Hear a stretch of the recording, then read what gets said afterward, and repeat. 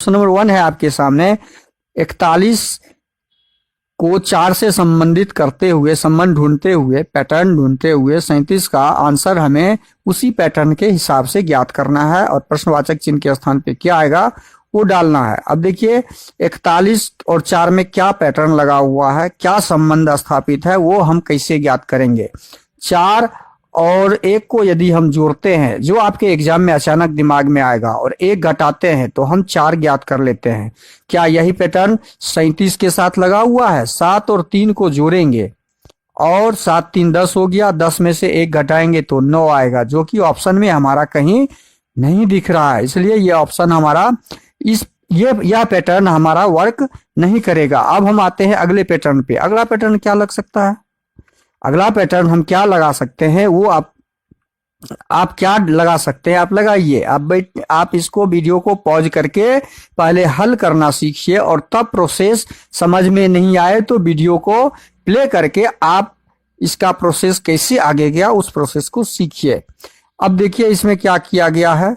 4 और 1, 41 में 2 अंक है, 4 और 1। 4 और 1 को जब हम गुना करते हैं तो हमारा गुणनफल 4 आ जाता है, जो 4 से संबंधित है। क्या 37 में भी यही अंक का गुना यदि हम करते हैं तो हमारा आंसर आता है? ये पैटर्न आपका हमारा आंसर दे रहा है। इसका मतलब संख्या के अंकों का गुणनफल से संबंधित अगली संख्या हमें ज्ञात हो रही है। तो इस तरह के प्रश्न हम कैसे सॉल्व करते हैं, तुरंत ये दिमाग में आना चाहिए आपको एग्जाम में।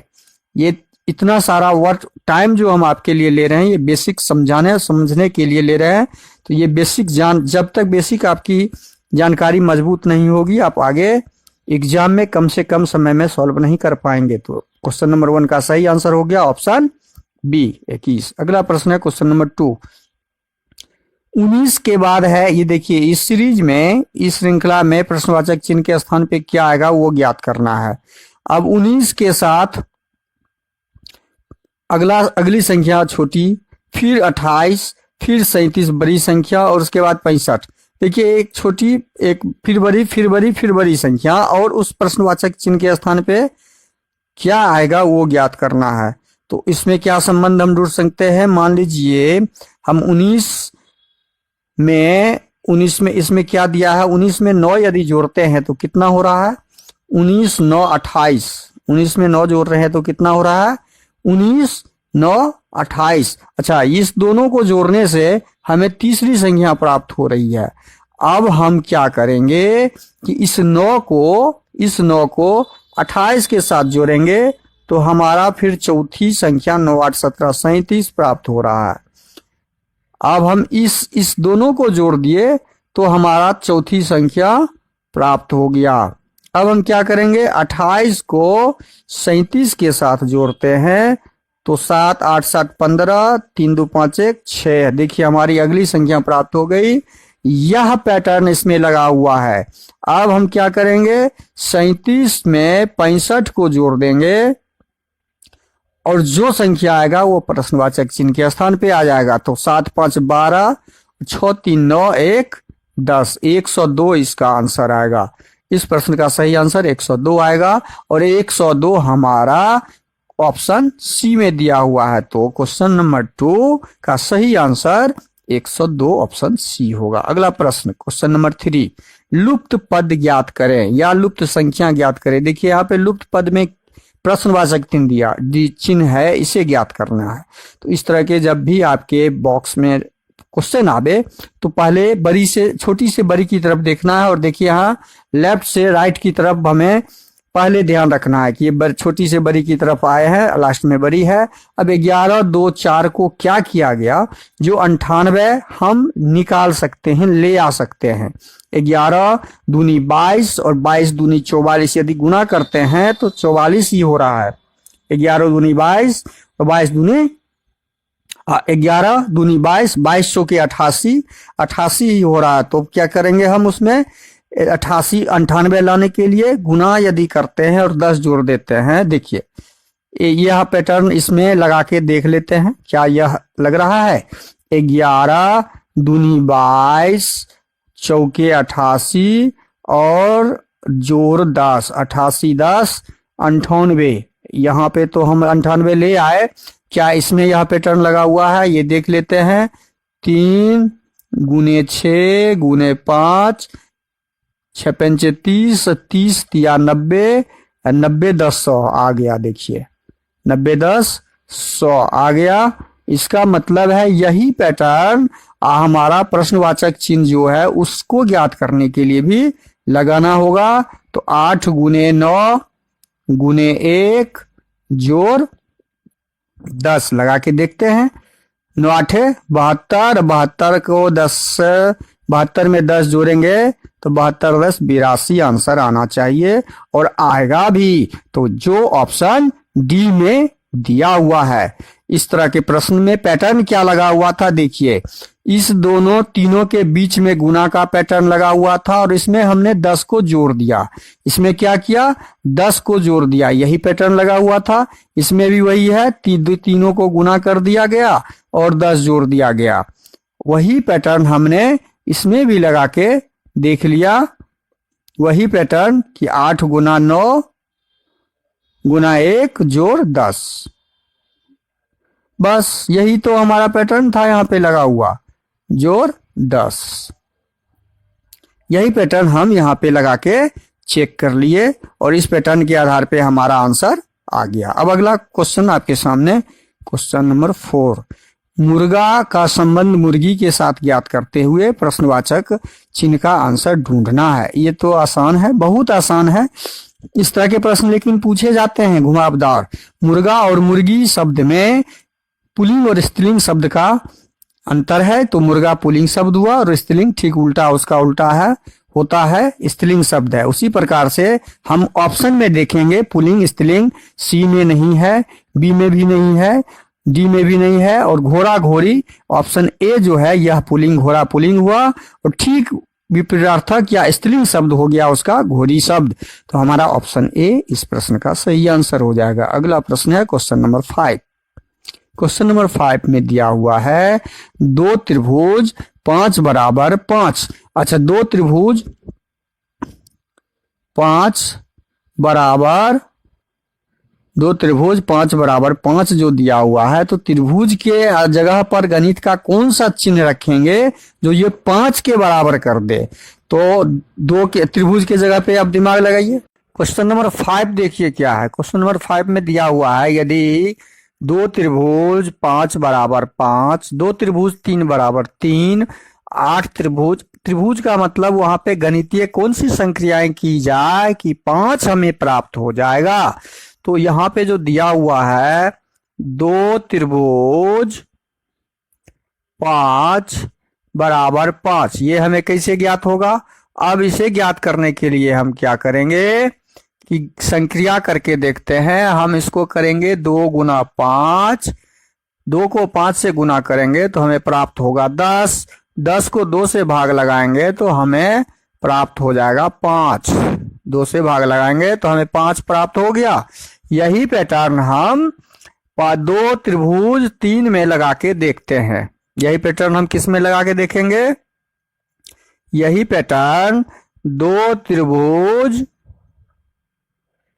3 बराबर 3 क्या ज्ञात होता है वो ज्ञात करके देख लेते हैं। तो इसमें क्या करेंगे, ऊपर में पैटर्न क्या लगा है 2 गुना 3, 3 दूनी 6 और 6 को 2 से भाग लगाएंगे तो 3, हमें 3 प्राप्त हो गया। 2 को 3 से जब भाग लगाएंगे तो हमें 3 प्राप्त हो गया। देखिए 3 प्राप्त हो गया। यही पैटर्न हम बाकी में लगा के देखेंगे। तो हम जब बाकी में यही पैटर्न लगाएंगे तो अगला क्या है, 8 त्रिभुज 4 बराबर 16, 8 त्रिभुज 4 बराबर 16, 16 क्या हमें ज्ञात हो रहा है, कैसे ज्ञात हो रहा है, इसी पैटर्न पे ज्ञात होना चाहिए। तो 8 गुना 4 का पैटर्न मतलब दोनों संख्याओं का गुना और उसका आधा मतलब 2 से भाग, हमें 16 प्राप्त हो गया। देखिए 16 प्राप्त हो गया। अब तीसरी संख्या, तीसरा जो वह चौथा जो दिया हुआ है हमारे सामने 16 त्रिभुज 8 जिसका ज्ञात करना है। 16 त्रिभुज 8 बराबर व्हाट, प्रश्नवाचक चिन्ह। तो इसको कैसे ज्ञात करेंगे?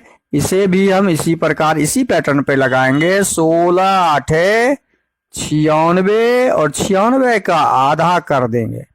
और 16 आठे 28 से, सॉरी, 16 आठे 28 से 128 और 128 का आधा जब करेंगे 2 से भाग लगाइए, 2 छके 12, 2 चौके 8, 64 आएगा। तो प्रश्नवाचक चिन्ह के स्थान पे हमारा क्या आंसर आएगा? 64 आ जाएगा। यही हमारा प्रश्नवाचक चिन्ह का आंसर हुआ, जो ऑप्शन डी में दिया हुआ है। अगला प्रश्न है क्वेश्चन नंबर 6। क्वेश्चन नंबर 6 में दिया हुआ है ए का संबंध एफ के साथ हमें ज्ञात करना है। ए का संबंध एफ के साथ ज्ञात करते हुए एन का संबंध हमें प्रश्नवाचक चिन्ह के साथ निकालना है। इसी ऑप्शन से आंसर। ए को क्या किया? ए 1 नंबर में 1 नंबर को 6 नंबर में चेंज किया। एफ 6 नंबर में, एफ 6 नंबर पे होता है। तो एन कितने नंबर पे? इसमें कितना जोड़ने से 6 हो गया? +5 जोड़ने से, +5। एन होता है हमारा 14 नंबर। 14 में यदि 5 जोड़ते हैं तो कितना होता है? 19। और 19 कितने नंबर पे होता है? 19 होता है, ये 1 नंबर पे ए होता है। 19 होता है हमारा एस। एस कहाँ पे होता है? 19।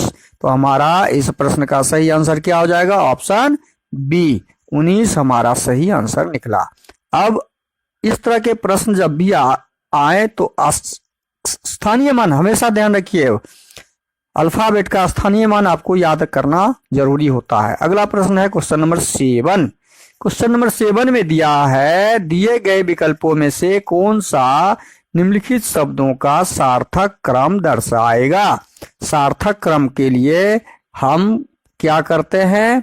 छोटे से बड़े की तरफ जाते हैं, छोटे से बड़े की तरफ, और काम के आधार पे हम पहले कौन सा काम होगा, काम के आधार पे भी हम इसे सजाते हैं। तो अब यहाँ पे काम के आधार पे ही निकलेगा। पेड़, कागज, पुस्तक, जिल्दसाजी, मतलब किताब का निर्माण, कागज का निर्माण के संबंधित ये सारा पैटर्न इसमें डाला हुआ है। तो पेड़ पहला क्रम में क्या आ जाएगा? पेड़ आ जाएगा, क्योंकि पहला क्रम पेड़ से ही हमारा कागज का निर्माण का शुरुआत होता है। दूसरा क्रम में क्या आ जाएगा? कागज आ जाएगा। पेड़ से हमें क्या प्राप्त होता है?